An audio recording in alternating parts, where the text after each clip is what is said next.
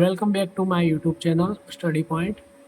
તો ગઈકાલે આપણે જે પ્રેક્ટિસ સેન્ટેન્સ આપેલા હતા તો એનું સોલ્યુશન જોઈ લઈએ, પછી આગળ વધીએ.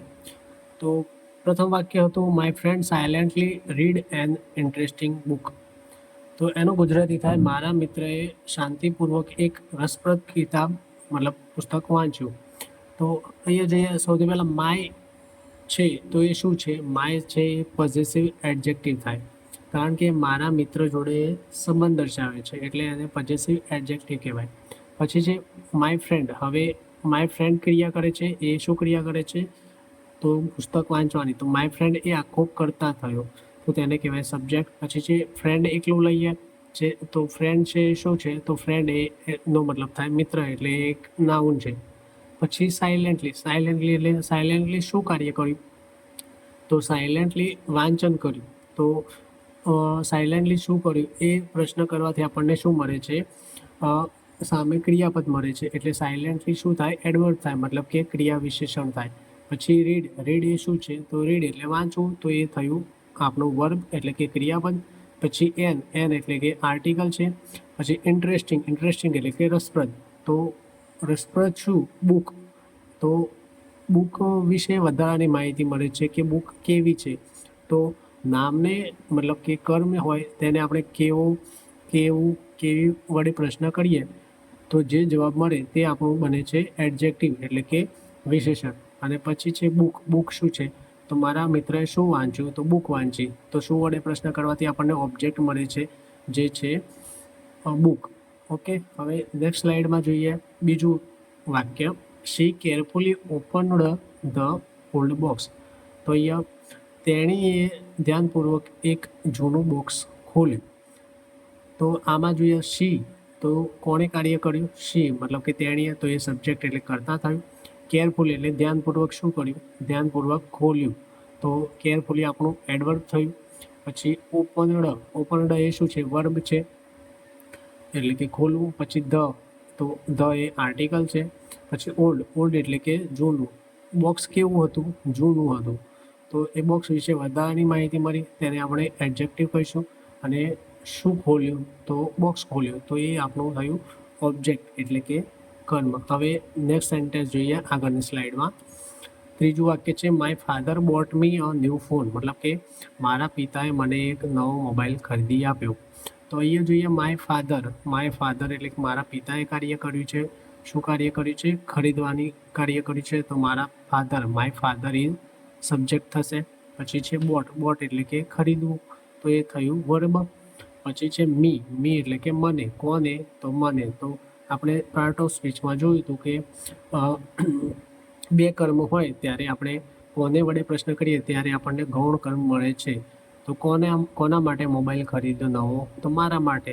તો એ થયું ઓબ્જેક્ટ 2 નંબર એટલે કે ગૌણ કર્મ કહેવાય એને. પછી છે એ છે એ આર્ટિકલ છે. પછી ન્યૂ, મોબાઈલ કેવો? તો કે નવો. તો ન્યૂ છે એ આપણું થયું એડજેક્ટિવ. પછી છે ફોન, શું લઈ આપ્યું? તો ફોન થયું પ્રથમ ઓબ્જેક્ટ, તે થયું આપણું મુખ્ય કર્મ. અને માય થયું એ પોઝેસિવ એડજેક્ટિવ, અને ફાધર છે એ નાઉન થયું.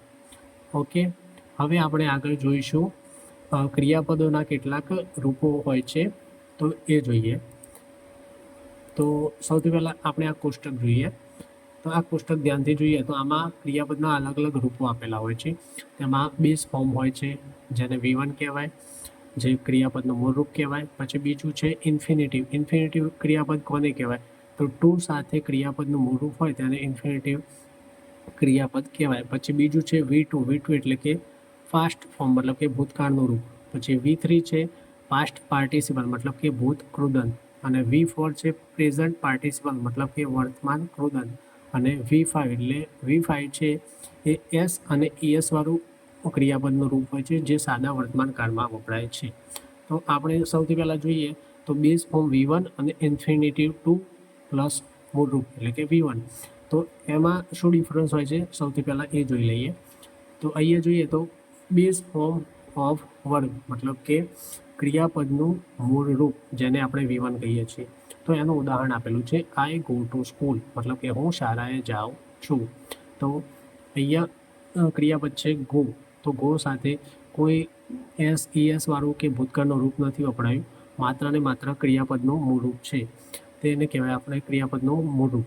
પછી બીજું વાક્ય છે દે ઇટ એપલ્સ, તેઓ સફરજન ખાય છે. તો ધે સાથે ક્રિયાપદનું મૂળ રૂપ આવેલું છે. સાદા વર્તમાનકાળમાં આઈ, વી, યુ, ધે અને બહુવચન હોય ત્યારે ક્રિયાપદનું મૂળ રૂપ વપરાય છે, અને હી, શી, ઇટ ત્રીજો પુરુષ એકવચન હોય ત્યારે ક્રિયાપદની એસ કે ઈએસ પ્રત્યય લાગે છે. આટલું ધ્યાન રાખીશું. તો હવે આગળ જોઈએ તો બીજું છે ઇન્ફિનિટિવ ક્રિયાપદ. ઇન્ફિનિટિવ કેને કહેવાય? ટુ સાથે ક્રિયાપદનું મૂળ રૂપ હોય તેને ઇન્ફિનિટિવ ક્રિયાપદ કહેવાય. તો ટુ પ્લસ ક્રિયાપદનું મૂળ રૂપ ત્યારે ઇન્ફિનિટિવ ક્રિયાપદ બને છે. તો ઇન્ફિનિટિવ ક્રિયાપદનો ઉપયોગ ક્યારે થાય? તો સામાન્ય રીતે કંઈક હેતુ હોય દર્શાવ્યો હોય, ઈચ્છા દર્શાવી હોય, જરૂરિયાત દર્શાવી હોય, કંઈક નિર્ણય દર્શાવ્યો હોય અને યોજના પ્લાન બતાવવાનો થાય ત્યારે ઇન્ફિનિટિવ ક્રિયાપદનો ઉપયોગ થાય છે. કોઈ ક્રિયા વિશે કંઈક કહેવું હોય કે શું કાર્ય કરવું છે, કંઈક શું કરવા માગવું છે, કે મતલબ ઈચ્છા દર્શાવે, કંઈક કરવાનો નિર્ણય લેવો હોય ત્યારે આપણે ક્રિયાપદનું મૂળ રૂપ ન વાપરતા ઇન્ફિનિટિવ ક્રિયાપદ વાપરીએ છીએ. જેના કેટલાક ઉદાહરણ આપણે જોઈએ. I want to go to school, હું શાળાએ જવા માગું છું. અહીંયા ઈચ્છા દર્શાવી છે. ઉપર આપણે ક્રિયાપદનું મૂળ રૂપવાળું વાક્ય જોઈએ, એમાં એવું લખેલું હતું હું શાળાએ જાઉં છું, એ નિયમિત ક્રિયા હતી. પરંતુ આ ઇન્ફિનિટિવ વાળું વાક્ય છે તેમાં I want to go to school મતલબ કે હું શાળાએ જવા માગું છું. તો સ્કૂલે જવાની એક ઈચ્છા વ્યક્ત કરે છે, માટે આપણે ટુ વાળું ઇન્ફિનિટિવ ક્રિયાપદ વાળું વાક્ય બને છે. પછી બીજું વાક્ય છે she likes to eat apples, મતલબ તેણીને સફરજન ખાવા ગમે છે. તો એ પણ એની એક ઈચ્છા છે, એટલા માટે આપણે ટુ પ્લસ V1 ક્રિયાપદ વાપરીએ છીએ. આગળ બીજા સેન્ટેન્સ જોઈએ તો I want to learn English, કે હું અંગ્રેજી શીખવા માંગુ છું. તો ટુ લર્ન એ બતાવે છે આપણને ઈચ્છા, તો તે થયું આપણું ઇન્ફિનિટિવ ક્રિયાપદ, ટુ પ્લસ ક્રિયાપદનું મોટું. પછી બીજું વાક્ય છે શી ડિસાઇડેડ ટુ ગો હોમ, મતલબ કે અહીંયા તેને ઘરે જવાનો નિર્ણય કર્યો છે. ટુ પ્લસ ક્રિયાપદનું મૂળ ગો એટલે કે નિર્ણય દર્શાવે છે, ત્યારે આપણે ઇન્ફિનિટિવ ક્રિયાપદ વપરાય છે. પછી વી કેમ ટુ હેલ્પ યુ, મતલબ કે અમે તમારી મદદ કરવા આવ્યા. તો અહીંયા શું હેતુથી આવ્યા? હેલ્પ કરવાના હેતુથી આવેલા. તો અહીંયા હેતુ દર્શાવે છે, એટલા માટે ટુ પ્લસ V1 એટલે કે ઇન્ફિનિટિવ વાળું ક્રિયાપદ વપરાય છે. પછી ચોથું વાક્ય છે he plans to start a business, તે વેપાર કરવાની યોજના કરે છે. તો ટુ સ્ટાર્ટ એ યોજના દર્શાવે છે, એટલા માટે to plus V1 to plus start એટલે કે ઇન્ફિનિટિવ ક્રિયાપદ વપરાયું. અને લાસ્ટ વાક્ય છે we need to study hard, અમારે મહેનતથી અભ્યાસ કરવાની જરૂર છે. અહીંયા જરૂરિયાત દર્શાવે છે, એટલા માટે ટુ પ્લસ ક્રિયાપદનું મૂળ રૂપ દર્શાવે છે અને ઇન્ફિનિટિવ ક્રિયાપદથી વાક્ય બને છે. હવે આગળ ક્રિયાપદના જુદા જુદા રૂપો જોઈએ. તો આટલા રૂપો છે. સૌથી પહેલું બેઝ ફોર્મ જે V1 આપણે હમણાં જોયું. તો હવે કેટલાક ક્રિયાપદો છે, એ ક્રિયાપદ સાથે કેટલાક ઉદાહરણ આપેલા છે, એ ઉદાહરણ અને એનું ગુજરાતી આપણે સાથે જોઈએ. તો સૌથી પહેલાં બેઝ ફોર્મ V1, તો ક્રિયાપદ આપણે ગો લીધું, ગોનો મતલબ કે જવું. તો આઈ ગો ટુ સ્કૂલ, હું શાળાએ જાઉં છું. તો આ એક નિયમિત ક્રિયા થઈ, એમાં એક V1 એટલે કે મૂળ ક્રિયાપદ વપરાયેલું છે. પછી બીજું વાક્ય છે જે ઇન્ફિનિટિવ ટુ પ્લસ V1 વાળું, to go, I want to go to school, હું શાળાએ જવા માગું છું. અહીંયા ઈચ્છા વ્યક્ત કરી છે, એટલા માટે ત્યાં ઇન્ફિનિટિવ ક્રિયાપદ વપરાયેલું છે. પછી આગળ જોઈએ તો V2 એટલે કે પાસ્ટ ફોર્મ એટલે કે ભૂતકાળનું રૂપ. તો ગોનું ભૂતકાળનું રૂપ થાય વેન્ટ, એટલે I went to school yesterday, હું ગઈકાલે નિશાળે ગયો. તો અહીંયા વેન્ટના આધારે આપણને ખબર પડે કે આ વાક્ય છે એ સાદા ભૂતકાળનું છે, અને બીજું એના જોડે યસ્ટરડે કાળસૂચક શબ્દ આપેલો, તેના પરથી પણ આપણે ઓળખી શકીએ કે આ ભૂતકાળનું વાક્ય છે. પછી આગળ જોઈએ V3 પાસ્ટ પાર્ટિસિપલ, ગોનું પાસ્ટ પાર્ટિસિપલ થાય ગોન, એટલે કે I have gone to school, હું શાળાએ ગયો છું. તો આ વાક્ય થયું પૂર્ણ વર્તમાન કાળનું, કે શાળામાં હું ગયેલો છું. પછી V4 પ્રેઝન્ટ પાર્ટિસિપલ એટલે કે ING વાળું ફોર્મ, જેમાં ક્રિયાપદની પાછળ ING લાગતું હોય છે, જે ચાલુ કાળમાં દર્શાવાય છે. આઈ એમ ગોઈંગ ટુ સ્કૂલ, હું શાળાએ જઈ રહ્યો છું, મતલબ કે હાલ મારી સ્કૂલમાં જવાની ક્રિયા શરૂ છે, ત્યારે આપણે ક્રિયાપદનું ING રૂપ વાપરતા હોઈએ છીએ. અને પાંચમું છે V5 જેને એસ કે ES વાળું ફોર્મ કહેવાય છે, જે સાદા વર્તમાન કાળમાં વપરાય છે, જેમાં ત્રીજો પુરુષ એકવચન અને હી શી ઇટ સર્વનામ સાથે વપરાય છે. અહીંયા આપણે લખેલું છે હી ગોઝ ટુ સ્કૂલ, તે શાળાએ જાય છે. હવે V5માં માની લો કે અહીંની જગ્યાએ કરતાં મેં આઈ, વી, યુ, ધે અથવા તો કોઈ બહુવચન લીધેલો હોત તો તેનું વાક્ય થોત આઈ ગો ટુ સ્કૂલ, જેમ આ રીતે થયું, અથવા તો ધે ગો ટુ સ્કૂલ અથવા તો વી ગો ટુ સ્કૂલ, એ રીતે બનો. કારણ કે ત્રીજો પુરુષ એક વચન સિવાયના હોય, આ બહુવચન હોય અને આઈ, વી, યુ, ધે સાથે ક્રિયાપદનું એસ કે ES પ્રત્યય સાદા વર્તમાન કાળમાં લાગતો નથી. ઓકે, હવે આગળ જોઈએ બીજું ક્રિયાપદ જોઈએ ઈટ. ઈટ એટલે કે ખાવું. આઈ ઈટ એન એપલ, હું એક સફરજન ખાઉં છું. આ રૂટીન વાત થઈ, રોજની વાત થઈ. પછી તેનું ઇન્ફિનિટિવ જોઈએ to eat. She likes to eat mango, તેને કેરીઓ ખાવી ગમે છે. તો આપણે કે એની એક ઈચ્છા થઈ તો એ ઇન્ફિનિટિવ ક્રિયાપદ વપરાય. પછી ઈટનું પાસ્ટ ફોર્મ ભૂતકાળનું રૂપ એટ થાય, એટ એટલે એને કહેવાય આઈ એટ એન એપલ યસ્ટરડે. હવે અહીંયા પણ હું ગઈકાલે એક સફરજન ખાધું, તો અહીંયા આપણને ખબર પડે કે ઈટનું પાસ્ટ ફોર્મ એટ થાય અને કાળસૂચક શબ્દ યસ્ટરડે આપેલો છે તેના પરથી ખબર પડે કે આ ભૂતકાળનું વાક્ય છે. પછી છે પાસ્ટ પાર્ટિસિપલ. તો ઈટનું પાસ્ટ પાર્ટિસિપલ ભૂતપૂર્વ થાય ઈટન. તો she has eaten an apple, તેને એક સફરજન ખાધું છે. આ થયું પૂર્ણ વર્તમાન કાળ. પછી થયું આઈએનજી વાળું રૂપ, પ્રેઝન્ટ પાર્ટિસિપલ જેને કહેવાય ઈટિંગ. ઈટ ક્રિયાપદને આઈએનજી પ્રત્યે લાગે ત્યારે. She is eating an apple, મતલબ કે તેણીની એક સફરજન ખાઈ રહી છે, અત્યારે ખાવાની ક્રિયા ચાલુ છે. અને પાંચમું છે eats. She eats an apple, તેણી એક સફરજન ખાય છે. અહીંયા જે આઈ એટ એન એપલ એ પણ સાદા વર્તમાન કાળનું વાક્ય છે, અને શી ઇટ્સ એન એપલ એ પણ સાદા વર્તમાન કાળનું વાક્ય છે. અહીંયા શી સાથે એસ પ્રત્યય લાગે છે. આઈ, વી, યુ, ધે અને બહુવચન સાથે એસ પ્રત્યય લાગતો નથી. પછી ત્રીજું ક્રિયાપદ જોઈએ કટ. હવે અહીંયા જેમ આપણે અહીંયા પહેલા ક્રિયાપદમાં જોયું ગો, પછી એનું V2 થયું વેન્ટ, પછી V3 થયું ગોન, પછી ઈટમાં એનું ઈટ થયું, એનું V2 થયું એટ, એનું પાસ્ટ પાર્ટિસિપલ ઈટન થયું. પરંતુ કટ ક્રિયાપદ છે તેનું તમે જોઈ શકો છો, કટનું V1 પણ કટ થાય છે, V2 પણ કટ થાય છે, V3 પણ કટ થાય છે, અને V4માં માત્ર આઈએનજી લાગે છે અને V5માં એસ પ્રત્યય લાગે છે. તો તમને અહીંયા પ્રશ્ન થશે કટ દરેક મતલબ એનું V2 હોય, V3 હોય કે V1 હોય, દરેકમાં એનું કટનું ક્રિયાપદ સેમ રહે છે. તો આપણને કાર કઈ રીતે ઓળખવું, તો એ માટે આપણે વાક્યમાં કાળસૂચક શબ્દ આપેલો હશે. આપણે સેન્ટેન્સ જોઈએ. સૌથી પહેલાં V1 જોઈએ. આઈ કટ ધ પેપર, હું કાગળ કાપું છું. આ રૂટીન વાક્ય છે. માની લો કોઈ વ્યક્તિ ફેક્ટરીમાં કામ કરે છે અને તેને રોજનું કામ હોય, એના માટે સાદા વર્તમાનકાળ તરીકે આ વાક્ય વપરાય. પછી એનું to V1, he needs to cut the paper, તેને કાગળ કાપવાની જરૂર છે. શાયદ કંઈક હવે કંઈક જરૂર પડે ત્યારે કાગળ કાપવાની જરૂર, ત્યારે આપણે ઇન્ફિનિટિવ ક્રિયાપદ વાપરીએ છીએ. પછી V2 પાસ્ટ ફોર્મ, એમાં જોઈએ તો આઈ કટ ધ પેપર યસ્ટરડે, હું ગઈકાલે કાગળ કાપ્યો. હવે અહીંયા જો કટ, પરંતુ અહીંયા કટ સાથે ક્રિયાપદમાં માફ કરશો વાક્યમાં યસ્ટરડે કાળસૂચક શબ્દ આપેલો છે. તો યસ્ટરડે પરથી આપણે નક્કી કરી શકીએ કે આ વાક્ય છે એ સાદા ભૂતકાળનું છે. પછી છે he has cut the paper. આ V3 વાળું વાક્ય જોઈએ પૂર્ણ વર્તમાન કાળનું, તો એમાં કટની આગળ સહાયકારક ક્રિયાપદ હેઝ વપરાયેલું છે. તો હેઝ કટ જે વાક્ય રચના બને છે એના આધારે આપણે કહી શકીએ કે આ વાક્ય છે એ પૂર્ણ વર્તમાન કાળનું છે.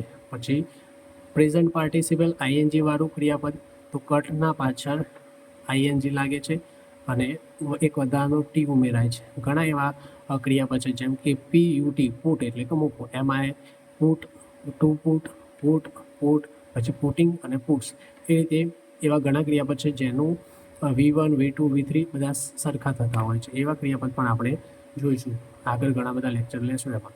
તો અહીંયા cutting, he is cutting the કાગળ, તે કાગળ કાપી રહ્યો છે, એ હાલ ચાલુ ક્રિયા થઈ. અને કટ્સ એટલે કે સાદા વર્તમાન કાળમાં હી કટ્સ ધ પેપર, મતલબ તે કાગળ કાપે છે.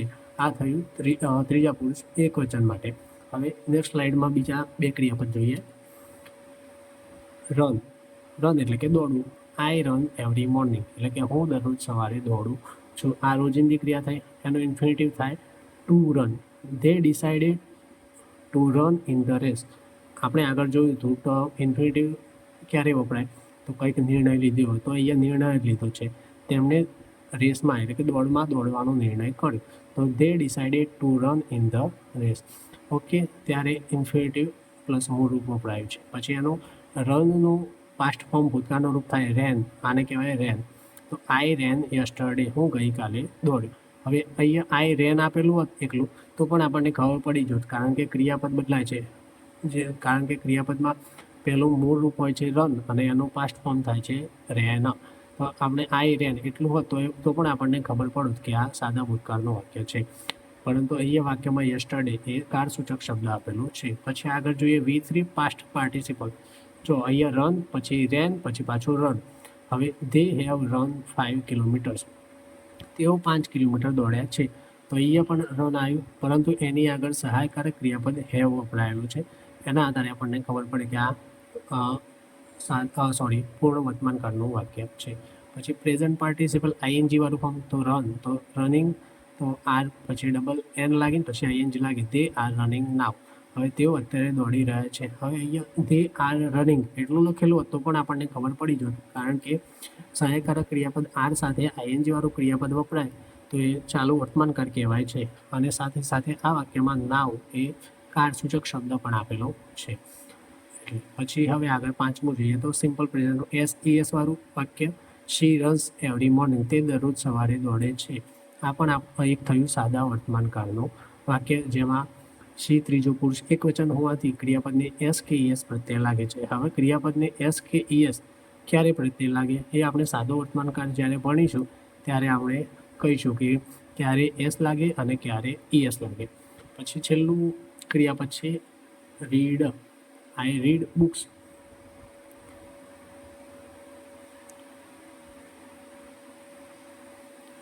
આઈ રીડ બુક્સ મતલબ કે હું પુસ્તક વાંચું છું.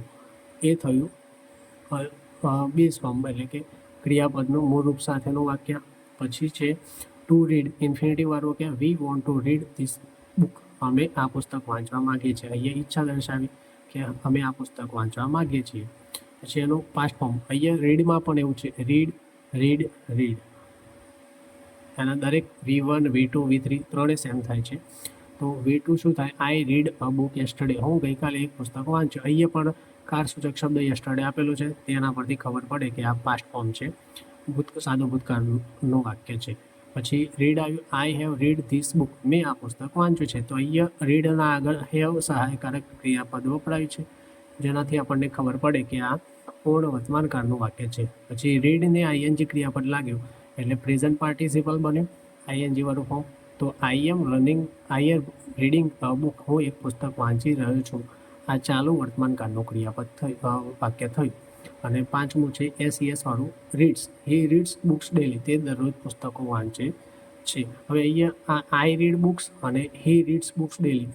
હવે અહીંયા હી રીડ્સ બુક્સ છે એની જગ્યાએ ધે લખીએ તો ધેની પછી રીડ પાછળ એસ લાગશે નહીં, ધે રીડ બુક્સ ડેલી. મતલબ કે કારણ કે ધે બહુવચન છે એટલા માટે તેને એસ કે એસ પ્રત્યે લાગતો નથી.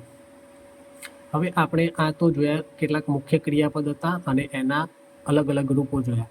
હવે આપણે હેલ્પિંગ વર્બ પણ જોઈ લઈએ. તો આ છે હેલ્પિંગ વર્બ. મતલબ હેલ્પિંગ વર્બ એટલે કે મદદ કરતા ક્રિયાપદો. એકદમ દેશી ગુજરાતી આનું એવું થાય. પરંતુ હેલ્પિંગ વર્બ એટલે કે મુખ્ય ક્રિયાપદ આપેલું હોય તો એની સાથે જે આગળ લાગેલું હોય તેને આપણે હેલ્પિંગ વર્બ તરીકે ગણીએ છીએ. આપણે આગળના સેન્ટેન્સમાં અહીંયા જોઈ લઈએ તો જો અહીંયા આ જે દે આર રનિંગ, રન છે એ આપણું મુખ્ય ક્રિયાપદ હતું, એની આગળ આર છે એ સહાયકારક ક્રિયાપદ થયું. પછી આ વાક્યમાં પણ દે હેવ રન 5 કિલોમીટર્સ, તો અહીંયા રન છે એ મુખ્ય ક્રિયાપદ છે, પરંતુ એના આગળ હેવ છે એ થયું આપણું હેલ્પિંગ વર્બ. તો હેલ્પિંગ વર્બ એટલે કે મુખ્ય ક્રિયાપદને મદદ કરતા ક્રિયાપદ. હવે એના મુખ્યત્વે બે પ્રકાર છે, એક છે પ્રાઇમરી ઓક્ઝિલરીઝ અને બીજું છે મોડલ ઓક્ઝિલરીઝ. તો પ્રાઇમરી ઓક્ઝિલરીઝમાં ટુ બીના રૂપો કેટલા આવે છે, તો એમ, ઇઝ, આર અને બી જે ટુ બીના રૂપો હોય છે. પછી વોઝ, વેર છે એ ભૂતકાળમાં વપરાય છે ટુ બીના રૂપો, અને બિંગ છે એ ચાલુ કાળમાં વપરાય, અને બીન છે એ પૂર્ણ કાળમાં વપરાય છે. પછી આ થયા ટુ બીના હેલ્પિંગ વર્બ. પછી છે ટુ હેવના સહાયકારક ક્રિયાપદો. તો એમાં હેવ, હેઝ એ વર્તમાન કાળમાં વપરાય અને હેડ છે એ ભૂતકાળમાં વપરાય. પછી ટુ ડુના સહાયકારક ક્રિયાપદો. તો એમાં છે ડઝ અને ડુ એ બંને વર્તમાન કાળમાં વપરાય અને ડીડ છે એ ભૂતકાળમાં વપરાય. આ થયા પ્રાઇમરી ઓક્ઝિલરીઝ. અને બીજા સામે છે મોડલ ઓક્ઝિલરીઝ. મોડલ ઓક્ઝિલરીઝ છે તો મોડલ ઓક્ઝિલરીમાં કેન એ વર્તમાન કાળમાં વપરાય, કુડ છે એ ભૂતકાળમાં વપરાય. એ જ રીતે મે, માઇટ, મે વર્તમાન કાળમાં, માઇટ ભૂતકાળમાં. વિલ, શેલ આપણે સાદા ભવિષ્યકાળમાં વિલ, શેલ છે એ સહાયકારક ક્રિયાપદ તરીકે ગણીએ છીએ, પરંતુ વિલ અને શેલ એ એક મોડલ ઓક્ઝિલરીઝ છે. પણ એ મોડલ ઓક્ઝિલરીઝ પણ એક હેલ્પિંગ વર્બનો ભાગ છે. એટલે વિલ, શેલ છે એ ભવિષ્યકાળમાં સાદા ભવિષ્યકાળમાં વપરાય છે અને એનું ભૂતકાળનું રૂપ થાય વુડ અને શુડ. પછી છે મસ્ટ અને લાસ્ટમાં મોડલ ઓક્ઝિલરીઝ છે ઓટ, ટુ. ઓકે મિત્રો, તો આજે આપણે આટલા સુધી રાખશું અને હવેથી નેક્સ્ટ લેક્ચરમાં આપણે આગળ વધીશું અને આ જે મોડલ ઓક્ઝિલરીઝ અને ચલાવ્યા એના દરેક ઉપયોગ પણ આપણે ભવિષ્યમાં એક લેક્ચર અલગથી ગોઠવશું. ત્યાં સુધી ચેનલને લાઈક કરો, સબસ્ક્રાઈબ કરો અને શેર કરો.